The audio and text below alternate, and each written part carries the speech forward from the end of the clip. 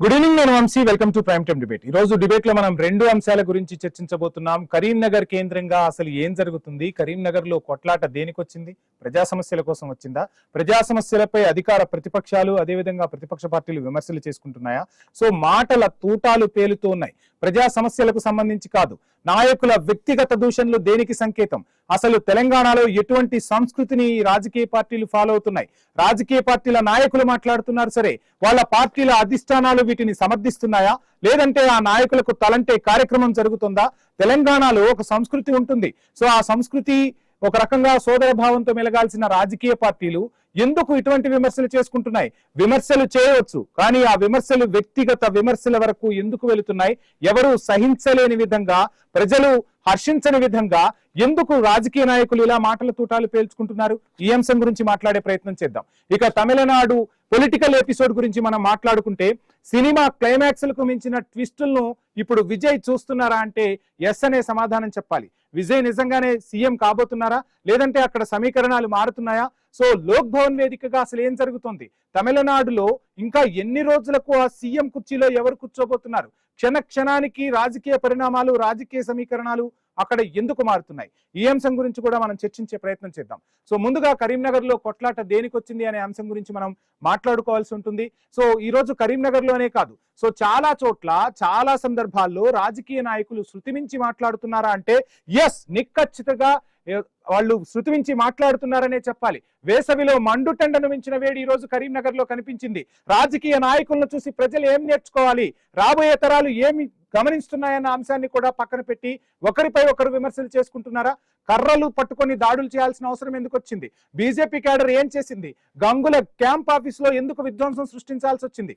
And ఇక్కడ Huzurabad MLA పాడి Kaushik Reddy car కూడా ధ్వంసమైంది. నేతల మాటలు క్యాడర్ దాడుల, నేతలేమో మాట్లాడేస్తారు, ఆ మాటలకు క్యాడరు దాడులు చేస్తూ కేసులను ఎదుర్కొంటూ ఉన్నారు. సో ఎవరు బలైపోతున్నారు, ఏం జరుగుతోంది? ఈ రాజకీయ చదరంగంలో అంతిమంగా బలయ్యేది ఎవరనేది కూడా మనం మాట్లాడుకోవాల్సి ఉంటుంది. రాజకీయం అంటే ఏంటి? తిట్టుకోవడమా? తిట్టుకోవడం కోసమా ప్రజలు వెళ్ళని రాజకీయ నాయకులుగా గుర్తించేది? తెలంగాణలో ఇప్పుడు ప్రస్తుతం ఇలాంటి సిగ్నలే కనిపిస్తున్నాయి. ఎందుకు నాయకులు శృతి మించుతున్నారు?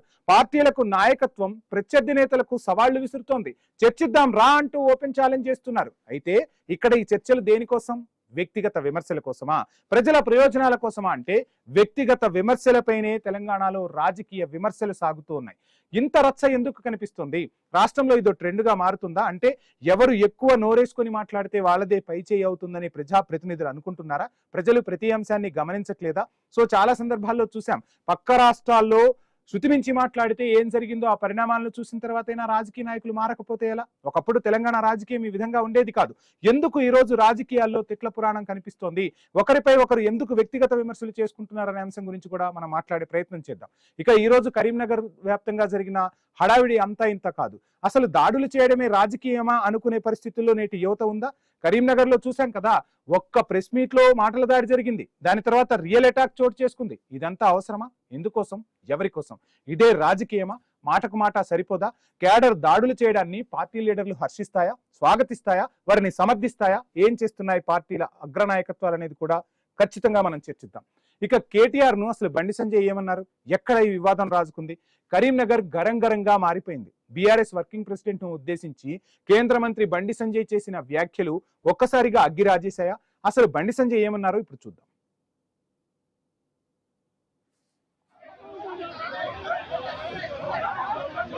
నువ్వు మనిషి అయితే, నువ్వు మనిషి పుట్టుక ఉడితే, నువ్వు నిజంగా కేసీఆర్ కొడుకు అయితే అవన్నీ బయటపెట్టు.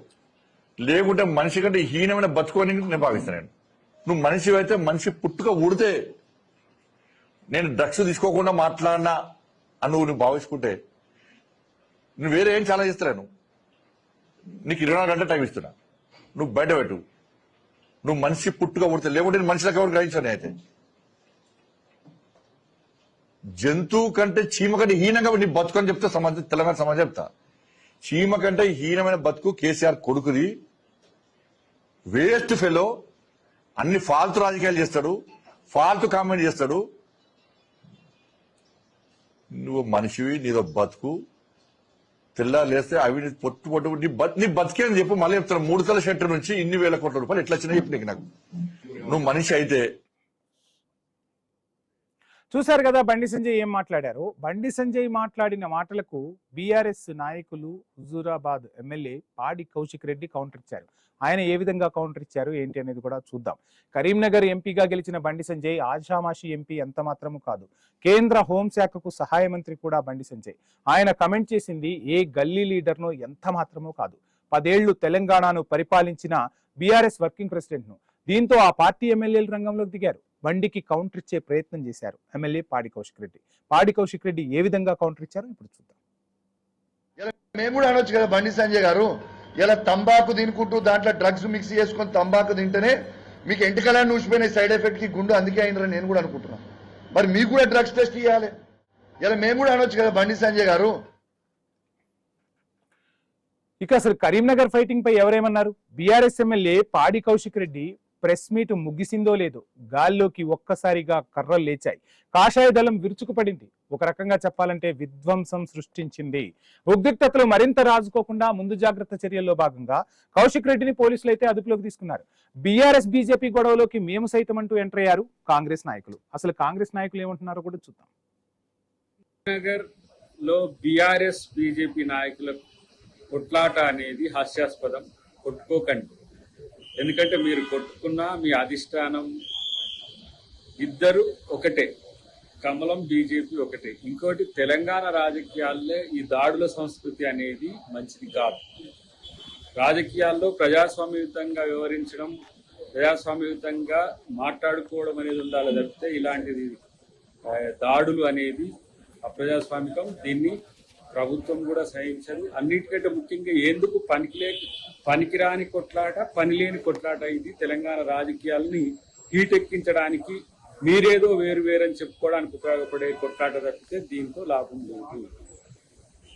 ఇంకా చెప్పాలంటే తెలంగాణ సమాజంలో ప్రజా సమస్యల పరిష్కారానికి నిరంతరం ప్రభుత్వం చిత్తశుద్ధితో ఉన్న ఈ క్రమంలో ఒకతాను ముక్కలైన కమలం గులాబీ శ్రేణులు కొట్టాడుకోవడం అనేది ఒకంత కన్ఫ్యూజన్ క్రియేట్ చేస్తుంది. మా దృష్టిలో మీరిద్దరు వేరు కాదు, అయినప్పటికీ కూడా ఇది శాంతి భద్రతల సమస్యగా మార్చే ప్రయత్నం చేయకండి అని చెప్పి మిత్రులకు హితం. ఎంతైనా అందరూ ప్రజల కోసం పోరాడే వాళ్ళే తప్పితే ప్రజల కోసం కొట్టాడుకోవాల్సిన అవసరం లేదు. ప్రజాకోణం ఎప్పుడు కూడా శాంతియుత పరిష్కారం ఉండాలి తప్పితే ఇలాంటి భౌతిక దాడులని మంచిది కావద్దని చెప్పి ఇద్దరికి బీజేపీ మిత్రులకు బీఆర్ఎస్ మిత్రులకు తెలియదు.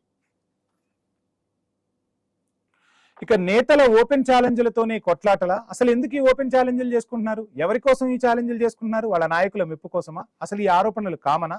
ఎందుకు ఈ విమర్శలు? వాటిని పర్సనల్ గా ఎందుకు తీసుకుంటున్నారు? నాయకుల మాటలు కోటలు దాటుతున్నాయంటే ఎస్. వ్యక్తిగత విమర్శలు ఎందుకు చేసుకోవాల్సి వస్తుంది? నేతల కమెంట్స్ తో కేడర్ రగిలిపోతుందా? ఈ లింక్ ఎక్కడ ఆగుతుంది? నాయకులు బాగానే ఉంటారు, గొడవలు చేసిన క్యాడర్ సంగతి ఏంటి? ఆ కేసులు ఎదుర్కొనేది ఎవరు? ఈ విషయాన్ని మనం ముందుగానే మాట్లాడుకున్నాం. ఈ విషయంలో అమాయక కార్యకర్తలు బలవుతున్నారా అంటే ఎస్, నేటికి కేసుల ఉచ్చులో ఆ అమాయక కార్యకర్తలు బలవుతూనే ఉన్నారు. ఈ అంశం గురించి కూడా మనం మాట్లాడే ప్రయత్నం చేద్దాం. అసలు ఈ గొడవలకు ముగింపు ఎక్కడ పలకాలి, ఎలా పలకాలి?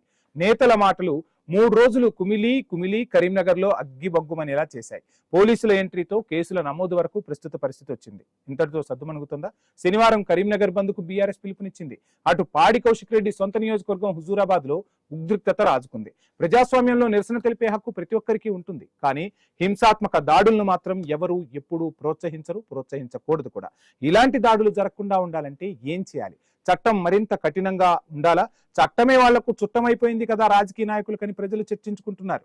ఏం జరుగుతోంది? ఎటువంటి మార్పులు రావాలి? ఇక ప్రజలే ఈ ఒక రకంగా వీళ్లకు చెక్ పెట్టాల్సిన పరిస్థితులు ఉన్నాయా? పోటాపోటీ మాటలు, ఫైటింగ్లతో పైచేయి అసలు నిజంగా సాధ్యమయ్యే పనేనా? ప్రజల మన్నన పొందే విధానం ఇదేనా? అసలు ఏం జరుగుతోంది తెలంగాణలో, తెలంగాణ రాజకీయాల్లో? ఈ అంశం గురించి మనం మాట్లాడదాం. మనతో మాట్లాడేందుకు గంగాపురం వెంకటరెడ్డి గారు, భారతీయ జనతా పార్టీ అధికార ప్రతినిధి, జూమ్ లో సిద్ధంగా ఉన్నారు. అదేవిధంగా బీఆర్ఎస్ నుంచి రామ్మూర్తి గారు, బీఆర్ఎస్ సీనియర్ నాయకులు, బీఆర్ఎస్ అధికార ప్రతినిధి, జూమ్ లో సిద్ధంగా ఉన్నారు. ముందుగా వెంకటరెడ్డి గారికి, రామ్మూర్తి గారికి గుడ్ ఈవినింగ్ అండి.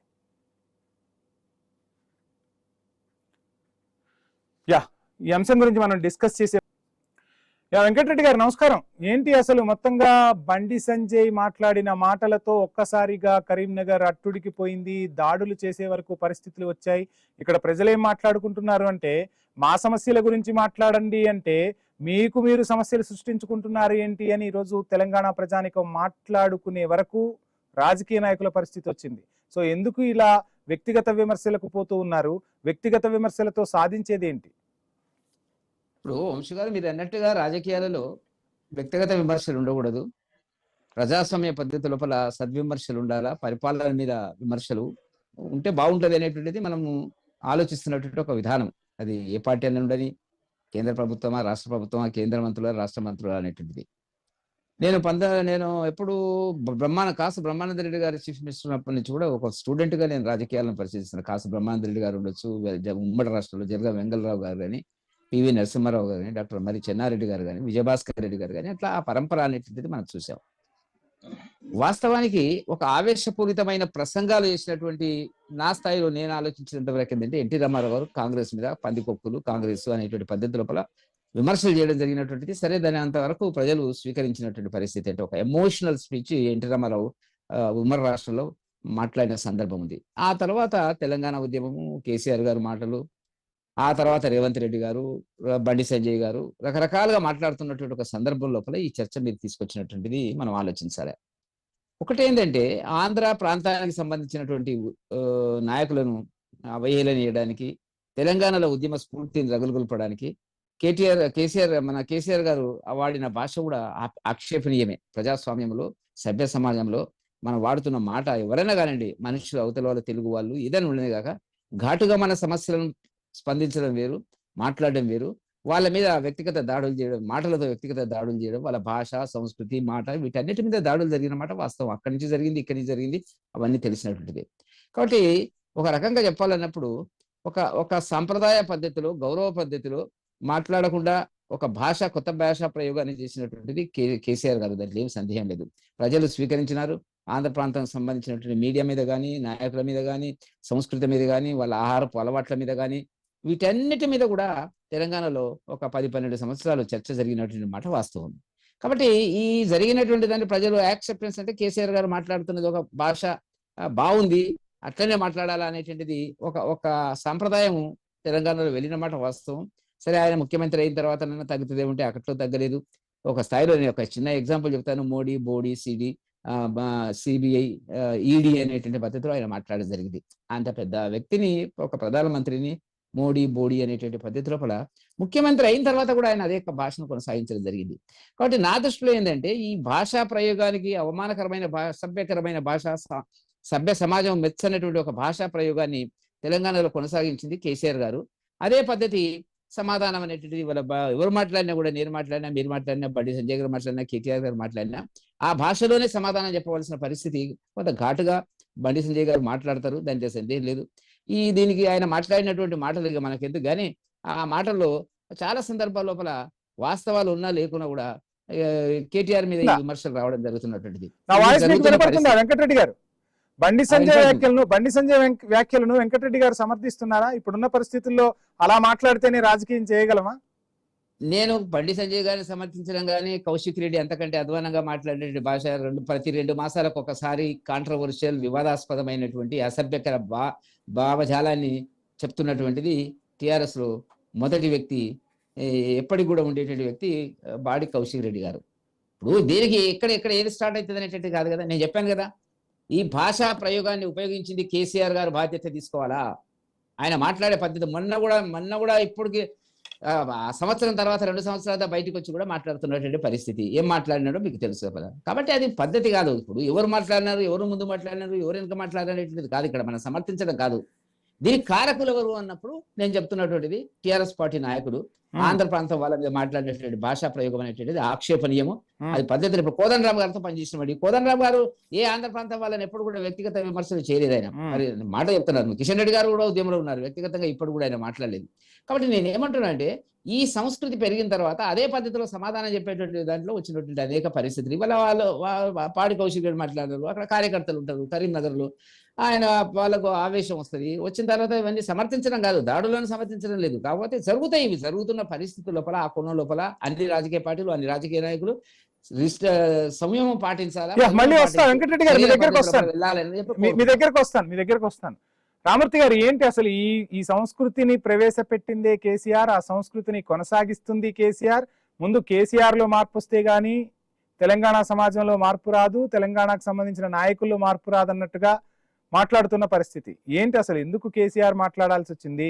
సో మాట్లాడారు, ఈ రోజుకి అవే వ్యాఖ్యలు కంటిన్యూ అవుతున్నాయి. ఇక్కడ కేటీఆర్ కూడా మాట్లాడిన మాటలను మనం చూస్తే ఇటీవల సీఎం కి సంబంధించి కూడా కేటీఆర్ కూడా ఆ విధంగానే మాట్లాడుతున్న పరిస్థితులు కనిపిస్తున్నాయి. ఇప్పుడు దీన్నే తెలంగాణ భాష యాస అనుకోవాలా?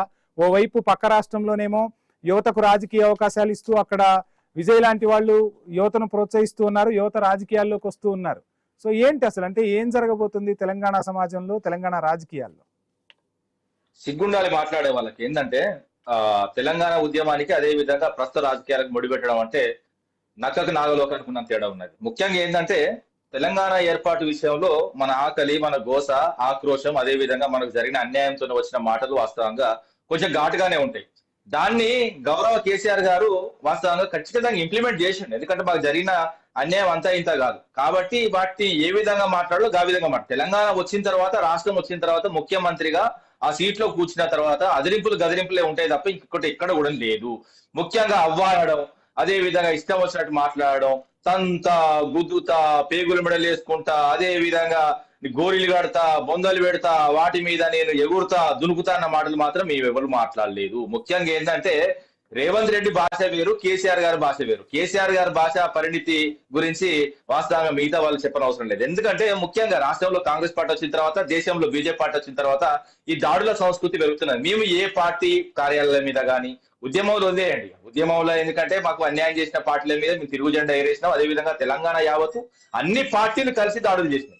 ఎందుకంటే ముఖ్యంగా ప్రజలు ఏకమైన తర్వాత అన్ని పార్టీలు గౌరవ కేసీఆర్ గారి ఆధ్వర్యంలో ఆఖరికి వీళ్ళు అంటున్న ఏదైతే ఇంతకుముందు ఒక మిత్రుడి పేరు గుర్తు చేసిండు, ఆ మిత్రుడు కూడా మేము పెట్టిన వృక్షమే, మేము పెట్టిన విత్తే, అవన్నీ మాట్లాడుకుని పోతే ఇక అవన్నీ చాలా ఉంటాయి. ఇప్పుడు మణిపూర్ ఘటన కానీ, 2 మతాలకు సంబంధించి 2 కులాల మధ్య కానీ మొత్తం చిచ్చులు పెట్టించి అక్కడ మారణకాండ సృష్టించింది బీజేపీ ప్రభుత్వం. దాని తర్వాత కలకత్తాలో కూడా ఈ రోజు చూస్తున్నాము, అధికారం వచ్చిన తర్వాత అధికారం మీద ఫోకస్ చేయాలి, దాని తర్వాత గవర్నమెంట్ ఎట్లా ఫామ్ చేసుకోవాలనుకోవాలి కానీ దాడులు, అదే విధంగా బోర్డుల తొలగింపులు, అదే విధంగా ఏపీ ఇప్పుడు టీఎంసీకి సంబంధించిన వాళ్ళ విద్యార్థి సంఘాలపై దాడులు పెద్ద ఇప్పుడు ఏ విధంగా ఈ రోజు కరీంనగర్లో జరిగిన సంఘటన ఎట్లా ఉన్నదో సేమ్ అది కలకత్తాలో కూడా పెద్ద కర్రలు పట్టుకొని మనుషుల మీద, తలల మీద బాధలు. అంటే ఎవరు చెప్పిల్లండి?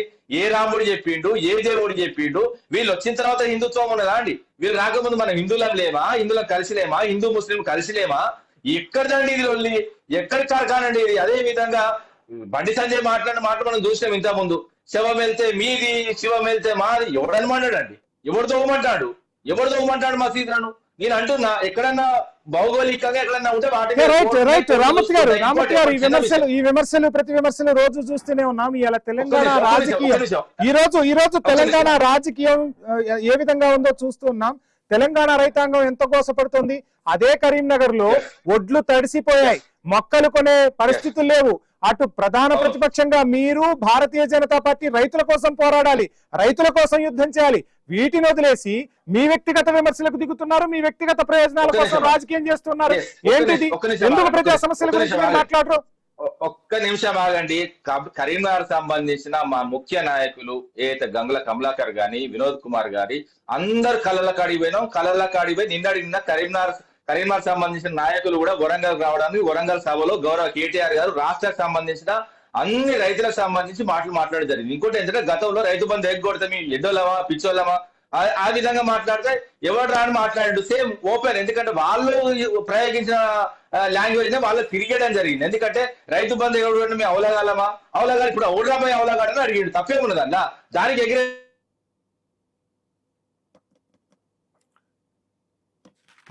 నెట్వర్క్ ఇష్యూ ఉన్నట్టుంది. ఒకసారి గంగాపురం వెంకటరెడ్డి గారి దగ్గరికి వెళ్దాం. వెంకటరెడ్డి గారు, సో ప్రజల ప్రయోజనాల కోసం పోరాడాలి, ప్రజల ప్రయోజనాల కోసం రాజకీయ పార్టీలపై విమర్శలు చేయాలి, అంతేగాని ఎందుకు అసలు ఈ వ్యక్తిగత విమర్శలు చేసుకుంటున్నారు? దీనివల్ల సాధించేది కరెంట్ పోయిందండి. మార్పు రావాలి, కాంగ్రెస్ రావాలి అంటే కరెంట్ పోయింది, కళ్ళలో కన్నీళ్లు, అదే విధంగా ఇండల్లో చీకట్లకి వెళ్ళి మాట్లాడతాను. మార్పు రావాలంటే అట్లా కాదండి. ఇప్పుడు రాష్ట్ర వ్యాప్తంగా ఇప్పుడు ఎండాకాలము, ఈ రోజు ఎండ బాగా కొట్టింది, అకాల వర్షం కూడా మా వరంగల్లో ఇప్పుడు ఈ రోజు అయితే లేదు. ఇప్పుడు మాకు సంబంధించిన మా ఇంట్లో లైట్ తీసుకొచ్చి పెడుతున్నారు. ఈ విధమైన పరిస్థితి. ముఖ్యంగా ఏంటంటే ఇప్పుడు రౌడీ రాజకీయం గాని, గుండా రాజకీయం గాని చేసింది ఎవరన్నది కూడా వాస్తవంగా కాంగ్రెస్ పార్టీ అని కూడా చెప్పొచ్చు. రాష్ట్రంలో ముఖ్యంగా కాంగ్రెస్ పార్టీ వచ్చిన తర్వాత పాడి కౌశిక్ రెడ్డి గారు వాస్తవంగా ఒక గాంధీ సంబంధించిన ఒక ఎమ్మెల్యే ఉంటే మా పార్టీకి వెళ్ళి వేరే పార్టీలోకి పోతే మీ ఇంటి మీద మేము జెండా ఎగరేయాలా, మా ఇంటి మీద మీరు జెండా ఎగరేస్తారా అంటే మేము వాళ్ళ ఇంటికి పోతే అన్నెసెసరీ కాంగ్రెస్ పార్టీలో వచ్చింది. మరి కాంగ్రెస్ పార్టీలోకి ఏ సంబంధం అంటే గాంధీ ఏ పార్టీలో కూడా ఇప్పుడు ఈ రోజు కూడా తెలుసు. అదే విధంగా కౌశిక్ రెడ్డి ఇంటి మీదకి వచ్చినప్పుడు దాడి చేసింది కూడా చూసాం. దాని తర్వాత మా పార్టీ ఆఫీసుల మీద మా నాయకుల మీద కూడా దాడులు జరుగుతున్న విషయం స్పష్టం. అదే విధంగా ఈ రోజు మళ్ళీ బీజేపీ కొత్తగా దిగింది. ఒక కేంద్ర మంత్రి, ఒక బాధ్యతాయుతమైన మంత్రి, అదే విధంగా కేంద్రానికి సంబంధించి హోం సహాయ శాఖ మంత్రి ఎవరికి సాయం చేస్తున్నారంటే గుండాలకు, రౌడీలక గంట పెద్ద కర్రలు పట్టుకొని వచ్చి కొడతా ఉంటా అంటే రాష్ట్రంలో వాస్తవంగా దేశంలో ఏం జరుగుతున్నట్టండి? అసలు హోంశాఖ మీద వాస్తవంగా చట్టాన్ని చేతులు ఎత్త తీసుకుంటారు. అసలు వాస్తవంగా ఒక కేంద్ర సహాయ మంత్రికి సంబంధించిన అనుచరులు వాళ్ళ చేతిలో వాస్తవంగా పెద్ద కట్టెలు పట్టుకొని, కర్రలు పట్టుకొని ఏ విధంగా దాడులు చేస్తారు? అసలు ప్రజాస్వామ్యం బతుకుందా, చచ్చిపోయిందా? అసలు ఇంత అహంకారం ఎందుకు? మీరు మొన్నటికి మొన్న బెంగాల్లో గెలిచిండండి, కరెంట్ వచ్చింది, మళ్ళా బెంగాల్లో గెలిచిన తర్వాత వీళ్ళకి అహంకారం తలకెక్కింది. అంతే తప్ప ఈ రోజు ఎందుకు మాట్లాడతారండి? ఒకటే లాస్ట్ మాట కేటీఆర్ గారిని పట్టుకొని నీ తండ్రికి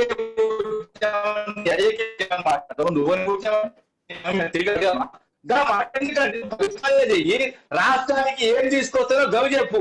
28 రాష్ట్రాలు 8 కేంద్ర ప్రాంతాలకు ఏదైతే ఉన్నదో హక్కుగా గెలిపేస్తున్నాయి, గవే వస్తున్నాయి. కొత్తగా మీరు ఏం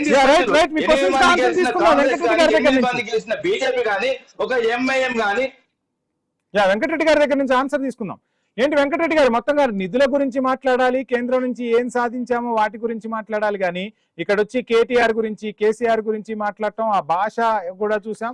సో బండి సంజయ్ ముందు మాట్లాడటం వల్లే మేము ఆ విధంగా మాట్లాడాల్సి వచ్చింది, పాడి కౌశిక్ రెడ్డి ఆ విధంగా రియాక్ట్ అయ్యారని కూడా చెప్తున్న పరిస్థితి.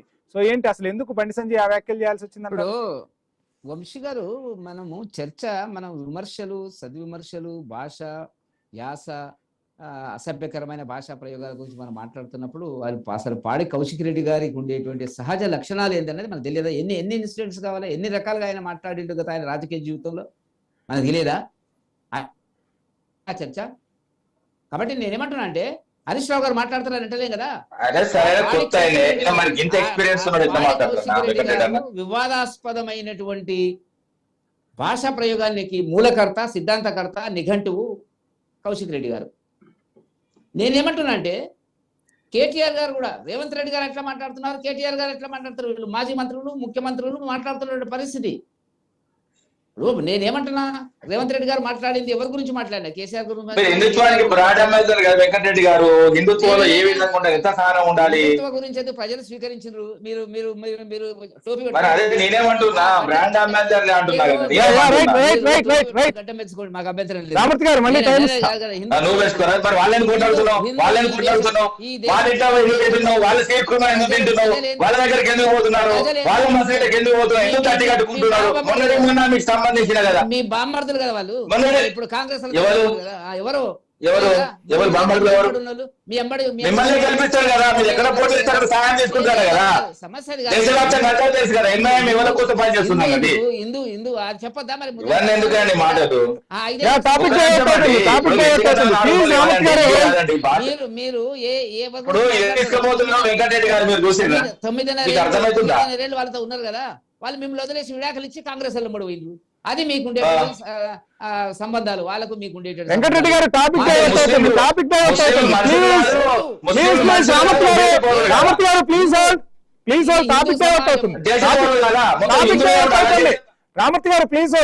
హోల్డ్. వెంకటరెడ్డి గారు టాపిక్ డైవర్ట్ అవుతుంది. మనం మాట్లాడుతున్న అంశం రాజకీయ నాయకుల విమర్శల గురించి, ఎవరు ఎటువైపు వెళ్తున్నారు ఏంటి అనే అంశం కాదు. ప్లీజ్ దయచేసి సహకరించండి. Continue sir. వెంకటరెడ్డి గారు మీరే మాట్లాడు. మిమ్మల్ని మీ గురించి మాట్లాడలేదు ఇంతకుముందు, ఎందుకంటే వీడియో ఒకటి ప్లే చేశాను అర్థంకి దయాకర్ది. నేను ఆశ్చర్యపోయినా, ఎందుకంటే వాళ్ళు మొన్నటి దాకా మా మీద. వెంకటరెడ్డి గారు ప్లీజ్ కంటిన్యూ. ఇప్పుడు నేనేమంటున్నా అంటే, మనం హిందువులు ముస్లింలు టాపిక్ కాదు ఇక్కడ. మనం మీరు పెట్టిన టాపిక్ ఏంది, రైట్, ఎట్లా మాట్లాడుతున్నారు రాజకీయ నాయకులు, మంత్రులు, ప్రజా సమస్యలను పక్కకు పెట్టి అనేటువంటి దాని మీద మనం చర్చ చేస్తున్నాము. దాంట్లో సందేహం లేదు. నేను ముందు నుంచి ఒక హిస్టారికల్ బ్యాక్గ్రౌండ్ చెప్పాను, తెలంగాణలో ఏం జరిగిందని. తెలంగాణ సభ్య సమాజంలో ఎప్పుడు ఇట్లా లేదండి. డైరెక్ట్ గా ఆవేశం వస్తుంది, మనం విమర్శలు చేస్తారు, సద్విమర్శలు చేస్తారు, అన్ని చూసినా కానీ ఈ గత 10 సంవత్సరాలుగా ఉద్యమ కాలం నుంచి ఈ వచ్చినటువంటి ఈ భాషా ప్రయోగం అనేటువంటిది నేను చెప్పాను, ఇక మళ్ళీ మళ్ళీ చెప్పాల్సినటువంటి అవసరం లేదు ఎవరు కారకులు అనేటువంటిది. ఆ కోణంలో అదే పద్ధతి లోపల రేవంత్ రెడ్డి గారు వెళ్తున్నటువంటిది. కాబట్టి వీళ్ళకి అర్థం కావాలంటే పద్ధతి లోపల సాధారణంగా బండి సంజయ్ గారు మాట జారరు, కానీ సందర్భంలో అదే కేటీఆర్ గారు మాట్లాడుతున్నారు అనేక సందర్భాలు. కేటీఆర్ గారు బండి సంజయ్ గారి గురించి కామెంట్స్ చెప్పాలా అనేక పద్ధతిలో మాట్లాడినాడు ఆ మధ్యన. కాబట్టి కేటీఆర్ గారు, హరీష్ రావు గారు ఒక పద్ధతిలో మాట్లాడతారు, కేటీఆర్ గారు ఇంకో పద్ధతిలో మాట్లాడతారు, అది వివాదాస్పదమైనది. దాన్ని పునికి పుచ్చుకున్నాడు ఇప్పుడు ఎవరు, పాడి కౌశిక్ రెడ్డి గారు. పాడి కౌశిక్ రెడ్డి అన్న తర్వాత సహజంగా బండి సంజయ్ గారి మీద ఉండేటువంటి అభిమానంతో ఉండేటువంటి కార్యకర్తలు ఇటు అటు రకరకాలుగా ఉంటాయి ఇవన్నీ దాడులు. అవన్నీ నేను సమర్థించడం లేదు. కానీ ఈ రోజు ఆ కార్యకర్తలే బలవుతున్నారు కదా. బండి సంజయ్ బానే ఉంటారు, పాడి కౌశిక్ రెడ్డి బానే ఉంటారు, కానీ ఆ కార్యకర్తల కేసులు ఎదుర్కోవాల్సి ఉంటుంది, వాళ్ళ జీవితాలే బలైపోతున్నాయి కదా. వాస్తవమే. మరి నాయకుడు అనేవాడు ఏ పార్టీకి సంబంధించిన కార్యకర్తను కాపాడుకోవాలి. జెండా మోయటానికేనా కార్యకర్తలు పనికొచ్చేది, దాడులు చేయటానికేనా? వాళ్ళ భవిష్యత్తును నిర్దేశించాల్సిన పని లేదా? నిజమే, ముఖ్యమంత్రులు అయిన వారు మాట్లాడుతున్నారు అట్లా. గత ముఖ్యమంత్రి మాట్లాడుతున్నారు, ఈ ముఖ్యమంత్రి మాట్లాడుతున్నాడు. మనకు తెలియదా? పేగులు మెడకేసుకొని తిరుగుతాను ఈ ముఖ్యమంత్రి అంటాడు. ఆయన మాట్లాడింది తలనేసినాడు, వారికి ఏం తెలుసు అనే పద్ధతిలో ఆయన మాట్లాడతాడు. ఇదానండి సంస్కృతి. కాబట్టి ఒక బాధ్యత కలిగినటువంటి చట్టప్రకారంగా రాజ్యాంగబద్ధంగా పదవిలో కూర్చున్నటువంటి మంత్రులు ఎవరు కూడా మాట్లాడొద్దు. కాకపోతే ఏమైతుందంటే ఒకసారి ఒకరు మాట్లాడిన తర్వాత ఇంకొకరు మాట్లాడతారు, ఇంకొకరు మాట్లాడిన తర్వాత అది third stage, fourth stage, high స్టేజ్కి వెళ్ళిపోతుంది ఈ గొడవలు, పంచాయతీలు. కాబట్టి మనం ఏం కోరుకుందామంటే తెలంగాణ సమాజంలో ఈ భాష ప్రయోగాన్ని తగ్గించాలా, ప్రజా సమస్యల మీద మాట్లాడాలా, సద్విమర్శలు చేయాలా, భాషను వాడేటప్పుడు జాగ్రత్తగా వాడాలి. ఏ రాజకీయ పార్టీ అయినా దాని గురించి మనం కోరుకుందాం. అది అంతకంటే నేను చెప్పేది రైట్. ఎవరు కోరుకున్నా ఏం జరిగినా ప్రజలు గమనిస్తూనే ఉన్నారు. ఇక ఇందులో ముఖ్యంగా జెన్జీ ప్రతి అంశాన్ని గమనిస్తూ ఉంది. సో నాయకులు మాట్లాడే మాటలకు అర్థాలను కూడా వెతుకుతోంది కొత్త తరం. సో ఈ కొత్త తరం ముందు ఇలాంటి మాటలు మాట్లాడితే రాజకీయంగా ఏ విధమైన పరిస్థితులు ఎదుర్కోబోతున్నారు ఏంటి అనేది కూడా చూద్దాం. సో ఇక్కడ ఒక అంశాన్ని కూడా మనం మాట్లాడుకోవాల్సి ఉంటుంది. తమిళనాడులో రాజకీయానికి సంబంధించి కొత్తగా పార్టీ పెట్టిన విజయ్ ఎక్కడా ఒక విమర్శ చేయకుండా అటు సునిశ్చితంగా విమర్శ చేస్తూ ఈరోజు 108 సీట్లను గెలుచుకున్న పరిస్థితి. అంటే ప్రజలు పాజిటివ్ మైండ్ సెట్ ని కోరుకుంటూ ఉన్నారు, పాజిటివ్ నాయకుల్ని కోరుకుంటూ ఉన్నారు. ఆ దిశగా తెలంగాణలో కూడా మార్పులు వస్తున్నాయి. రాజకీయ పార్టీలు ఈ అంశాన్ని గమనించకపోతే రేపు ఖచ్చితంగా రాజకీయ నాయకుల భవిష్యత్తు ప్రశ్నార్థకమయ్యేలా తెలంగాణ ప్రజానికం నిర్ణయాలు తీసుకుంటుంది. ఖచ్చితంగా ఆ దిశగా అడుగులు పడుతున్నాయి. ఇప్పటికైనా నాయకుల భాష మార్చుకోవాల్సిన అవసరం ఉందనేది మాత్రం సుస్పష్టంగా కనిపిస్తోంది. పోరాడండి, ప్రజా సమస్యల కోసం పోరాడండి. హామీలు ఇస్తే ఆ హామీలు అమలు చేయట్లేదు.